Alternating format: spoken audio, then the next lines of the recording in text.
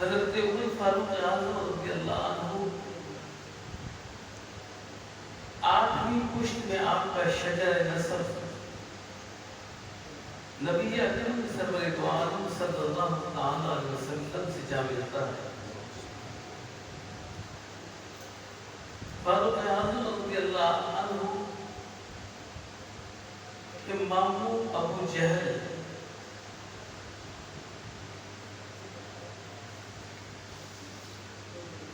بن مغیرہ نبی اکرم صلی اللہ تعالی علیہ وسلم نے اللہ کی بارگاہ میں دعا فرمائی، مسلمانوں کی قوت اور طاقت کے لیے کہ اللہم اعز الاسلام بعمر،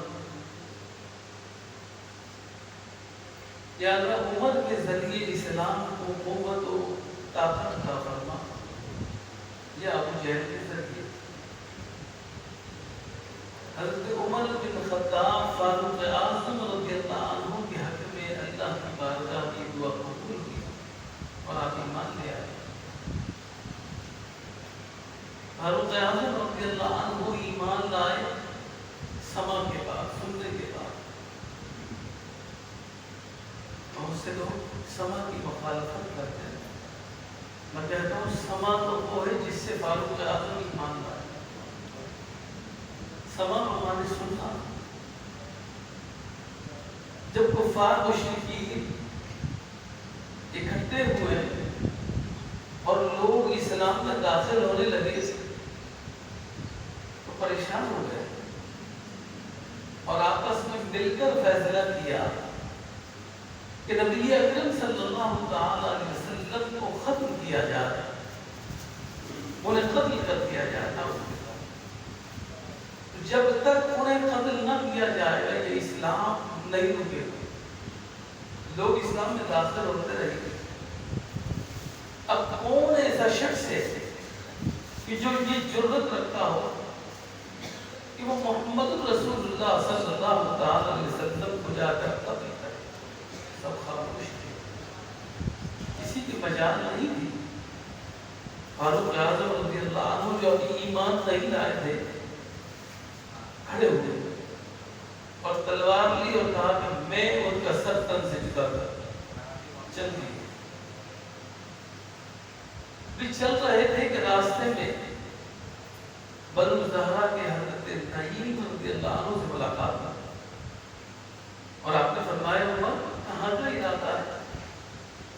کچھ ارادے درست نظر نہیں آتے۔ کہا کہ میں مسلمانوں کے نبی کا سر لینے جا رہا ہوں۔ آپ نے فرمایا اگر تم نے نبی اکرم سرور عالم صلی اللہ تعالی علیہ وسلم کو قتل کیا تو بنو ہاشم اور بنو زہرا تمہیں نہیں چھوڑیں گے، تمہیں بھی مار دیا جائے گا۔ آپ نے فرمایا نہیں، لگتا ہے تم نے بھی اپنے آباء و اجداد کے دین کو چھوڑ دیا، کہ تم بھی دین اسلام میں داخل ہو گئے۔ آپ نے فرمایا الحمدللہ، اللہ نے مجھے توفیق دی، میں بھی مسلمان ہو گیا۔ آپ نے تلوار نکالی ان سے لڑنے کے لیے، حضرت نعیم نے بھی تلوار نکال دی۔ ابھی آپس میں لڑائی شروع ہوتی کہ آپ نے فرمایا اپنی بہن کو جا کر دیکھو، فاطمہ بنت خطاب وہ بھی ایمان لے آئی، پہلے اپنے گھر کا حال تو دیکھو۔ فاروق اعظم رضی اللہ عنہ اس طرف جا رہے تھے، اپنی بہن کے گھر کی طرف جا رہے، وہاں پہنچے تو بہن اور بہنوئی جن کو حضرت خباب رضی اللہ عنہ قرآن پاک کی تلاوت سنا رہے تھے، پڑھا رہے تھے، اس آواز کو سنا، گھر پر دستک دی، اب پکارنے لگے، دیر ہو گئی، دروازہ کھلا تو حضرت سعید جو آپ کی بہنوئی نے کہا کہ تم ایمان لے آئے، تم نے آباء و اجداد کے دین کو چھوڑ دیا؟ الحمدللہ ہم ایمان لے آئے اس رب کریم جو وحدہ لا شریک ہے، جو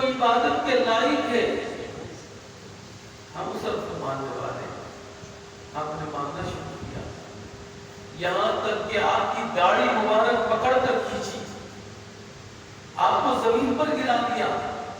یہ دیکھتے ہوئے آپ کی ہمشیرہ حضرت فاطمہ بنت خطاب آگے بڑی بچانے کے لیے، تو آپ نے بہن کو ایک زوردار گھوسا مارا، بہن بھی گر گئی، خون نکلنے لگا،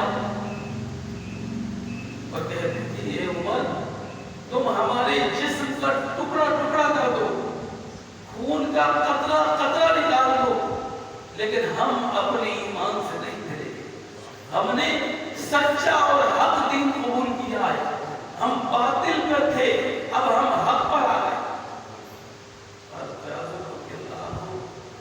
تو جلال اور غصہ چھوٹا ہوا، آپ نے فرمایا تم کیا پڑھ رہے تھے وہ سناؤ، وہ دکھاؤ مجھے دو۔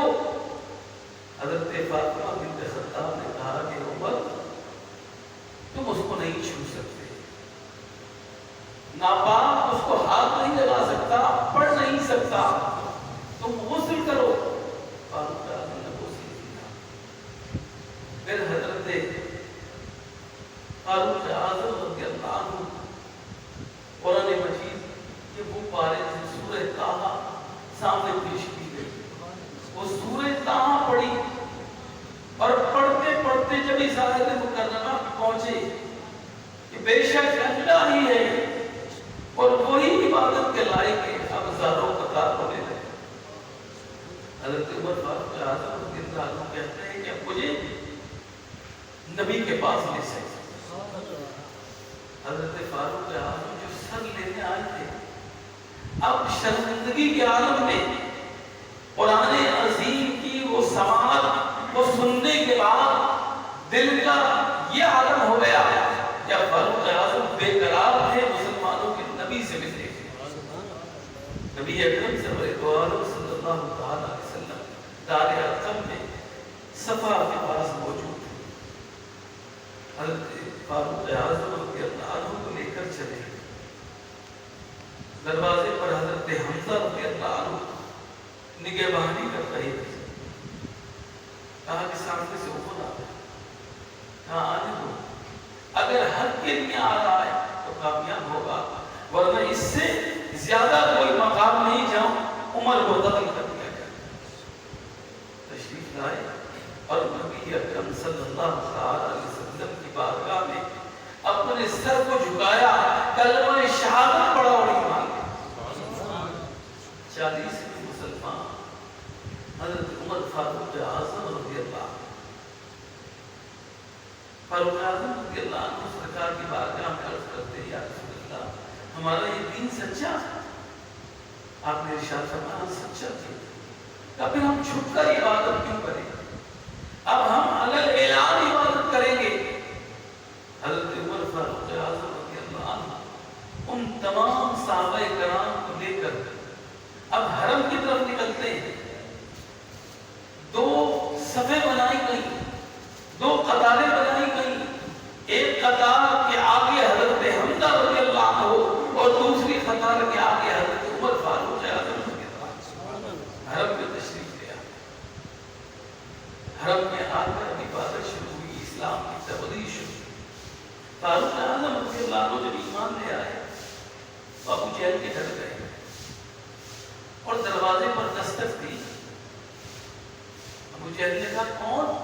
کہا میں عمر آپ کا بھانجا۔ فرمایا کیا وجہ ہے، کیوں آئے ہو؟ کہا میں ایمان لے آیا، میں نے اسلام کو قبول کر لیا۔ ابو جہل نے کنڈی اور سخت کر، آپ کہتے رہے باہر آؤ، لیکن وہ باہر نہ نکلا۔ ایک دوسرے سردار کے پاس گئے، اس کے دروازے پر دستک دی اور کہا کہ عمر اسلام لے آیا، انہوں نے دروازہ بند کر لیا۔ فاروق اعظم رضی اللہ عنہ کہتے ہیں کیسے لوگ پہلے سنتے تھے تو اس مسلمان کو چھوڑتے نہیں تھے، اب میں علل اعلان کہہ رہا ہوں میں ایمان لے آیا لیکن تم باہر نہیں آتا۔ ایک شخص کہنے لگا ہے عمر اس طرح کس کس کے گھر جا کر بتاؤ گے؟ سامنے جاؤ، اس پتھر کے پاس جو لوگ بیٹھے ہیں ان میں ایک ایسا شخص ہے، وہاں جا کر یہ اعلان کرو، سب کو خبر کر دیں۔ فاروق اعظم رضی اللہ عنہ ان لوگوں کے سامنے اپنے ایمان کا اعلان کیا اور اس نے چیختے ہوئے اعلان کیا کہ عمر ایمان لے آیا. پھر مشرکین جمع ہوئے اور فاروق اعظم رضی اللہ عنہ کو مار پیٹ شروع زخمی کر دیا. اتنے میں ابو جہل آیا اور کہا کہ چھوڑ دو میرے بھانجے، میں اس کو اپنی پناہ دے. فاروق اعظم رضی اللہ عنہ کو انہوں نے چھوڑ دیا. لیکن فاروق اعظم سے گوارا نہیں ہوا کہ ابو جہل جیسا شخص مجھے پناہ دے. آپ نے ایک موقع پر فرمایا ابو جہل جو تو نے مجھے پناہ دی تھی مجھے تیری پناہ کی کوئی ضرورت نہیں، میں آج وہ تیری پناہ تیرے حوالے. فاروق اعظم رضی اللہ عنہ نے اسلام کی بڑی خدمت اپنے دور حکمرانی میں فتوحات حاصل کی. 25 لاکھ مربع میل کا فرما اور سادگی کا عالم دیکھیے. ایک شخص مسجد نبوی میں فاروق اعظم رضی اللہ عنہ جمعے کے خطبے کے لیے تشریف فرما. ابھی خطبہ شروع نہیں ہوا ایک شخص کہنے لگا ہے عمر کو ہم تمہاری بات ایسے نہیں سنتے، بتاؤ کہ یہ کرتا کہاں سے آیا؟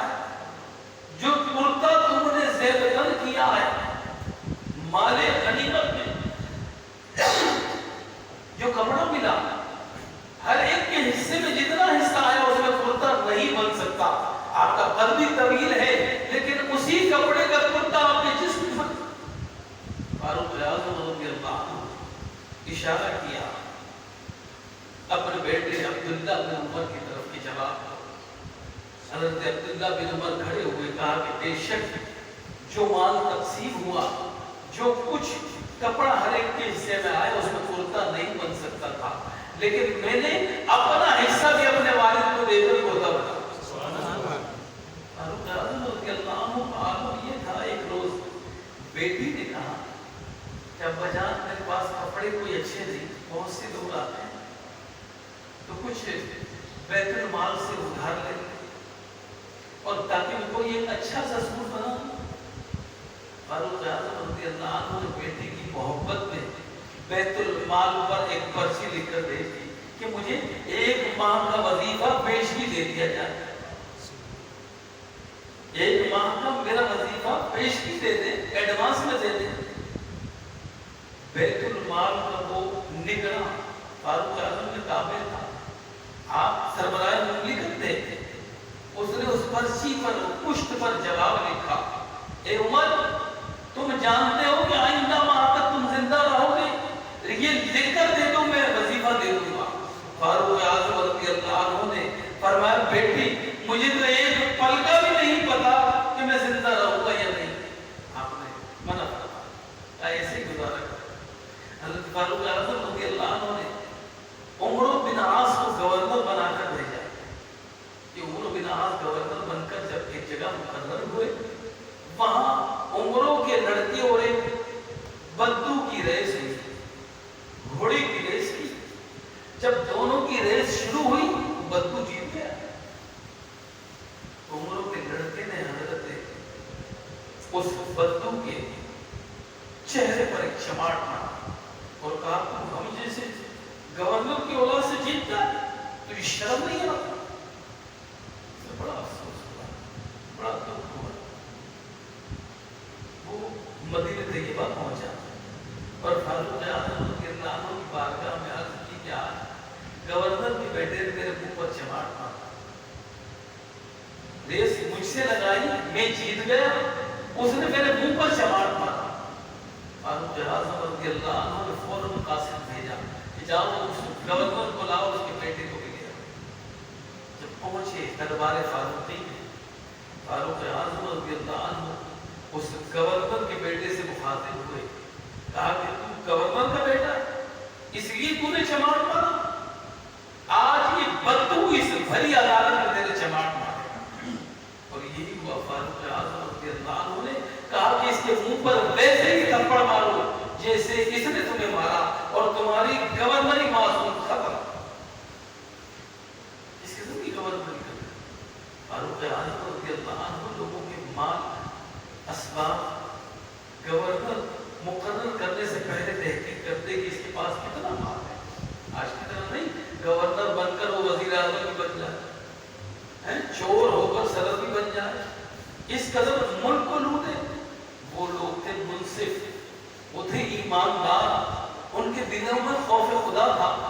فاروق اعظم رضی اللہ عنہ نے گورنر مقرر کیا ایک صحابی کو، وہ گورنر ہو گئے، لیکن وہی قسمہ فرسی کا عالم تھا.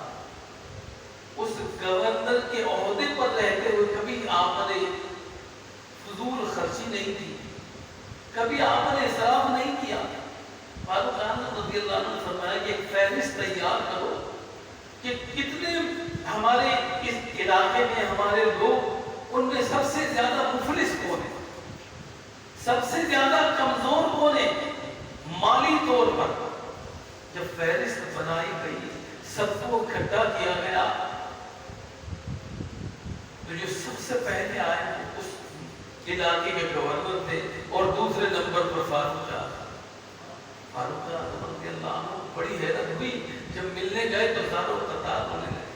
کہا میں سمجھتا تھا میں سب سے مفلس ہوں، میں سب سے کمزور ہوں، لیکن تم تو مجھ سے بھی بازی لے گئے کہ ایک چٹائی مسلح اور ایک پیارا اور کچھ ملکیت نہیں. یہ عالم تھا. ان لوگوں نے اسلام کی ایسی ہی خدمت کی تو اللہ تبارک و تعالی نے انہیں یہ مقام عطا فرمایا. فاروق اعظم رضی اللہ عنہ نے اپنے دور حکومت میں لوگوں کی خبر گیری کی، اور خبر گیری کا عالم یہ تھا کہ فاروق اعظم رضی اللہ عنہ رات میں نکلتے اپنی اس رعایا، اپنی اس عوام کی خیریت دریافت کرنے کے لیے تلاش کرتے. ایک روز فاروق اعظم رضی اللہ عنہ نے ایک شخص کو دیکھا کہ جس کی بیوی درد زا میں مبتلا، بچہ ہونے والا، وہ پریشان تھا. فرمایا میں مسافر ہوں، ابھی اس شہر میں داخل ہوا اور بیوی کی حالت خراب ہو. فاروق اعظم نے فرمایا پریشان نہ ہو، ٹھہرو. اپنے گھر تشریف لے گئے، اپنی اہلیہ کو لیا، لے آیا. جب بچے کی ولادت ہو، اسے نہیں معلوم یہ کون ہے، یہ سربراہ مملکت ہے. کیونکہ آج سربراہ مملکت اپنے پروٹوکول سے پہچانا جاتا ہے، اس سے زیادہ اس کی حفاظت کرنے والے، لیکن یہ لوگ اللہ پہ بھروسہ کرنے والے. نیا بندہ، اجنبی شخص، علم نہیں یہ کون ہے. جب بچہ ہو گیا تو اندر سے آواز آئی امیر المومنین کو کہو انہیں خوش آمدید کہیے، اللہ نے انہیں بیٹا دیا. وہ کانپنے لگا، تھر تھرانے لگا کہ یہ کیا ہوا. فرمایا کہ میں تمہارا خدمتگار، اس میں کوئی شک نہیں. ایسے ہی تو فاروق اعظم نکلے، دیکھا کہ ایک گھر میں آگ چل رہی اور بچوں کے رونے کی آواز آ رہی. فاروق اعظم رضی اللہ عنہ اندر تشریف لے گئے، پوچھا کیا ماجرا. کہا اللہ تعالیٰ خوشی اس عمر سے، بچے میرے رو رہے ہیں بھوک کے مارے، باپ ان کا ہے نہیں، اور یہ زاروں قطار بھوک میں تڑپ رہے ہیں، لیکن کوئی پوچھنے والا نہیں. فرمایا اس ہنڈیا میں کیا ہے.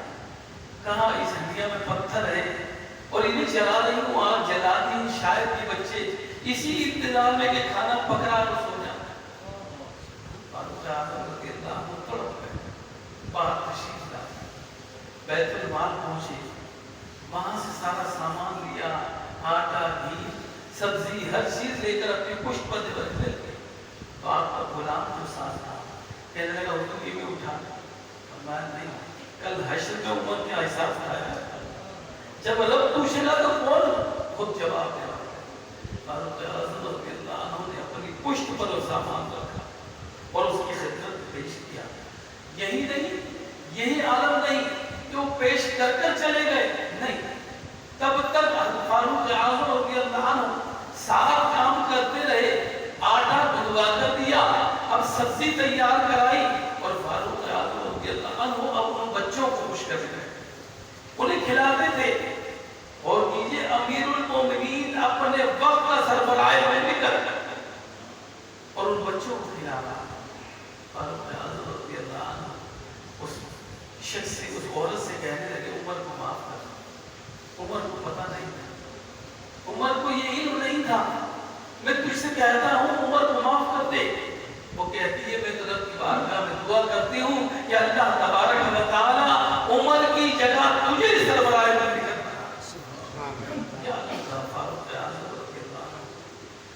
نبی اکرم صلی اللہ علیہ وسلم سے کیسی محبت تھی، جیسے کہ تمام صحابہ کرام کی زندگی دیکھی، ایسی محبت شاید آج ہم میں ہو. آج ہمارے دلوں میں وہ محبت فاروق اعظم رضی اللہ عنہ کی محبت کا عالم یہ تھا کہ جب کسی محاذ سے آتے اور مال غنیمت ملتا اور لوگوں میں تقسیم کرتے تو سب سے پہلے حضرت امام حسن رضی اللہ عنہ دیتے اور ڈبل دیتے، امام حسین رضی اللہ عنہ کو ڈبل دیتے. ایسا ہی ایک معاملہ ہوا جب مال غنیمت